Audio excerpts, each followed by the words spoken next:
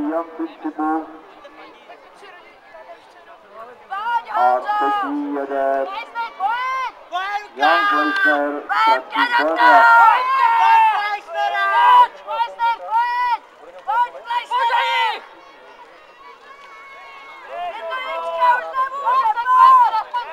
Takže Tomáš Kostýšil,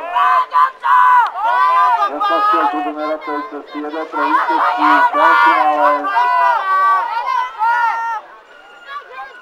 žáků starších 13 letých. Na druhém místě Berovský Jan Piščibu, na třetím místě Jan Gleisner, Bohemians Praha, na čtvrtém místě přijíždí Hodonínský Michal Slabý, na místě pátém Dominik Prošvic, Blesk Praha a na místě šestém ve finále B dojede Jakub Klínek, Zaslavský klub Hodonín. Takže to bylo v finále B, za malou chvíli budeme vyhlašovat, až přistanou 4 termíny těm žáků starších.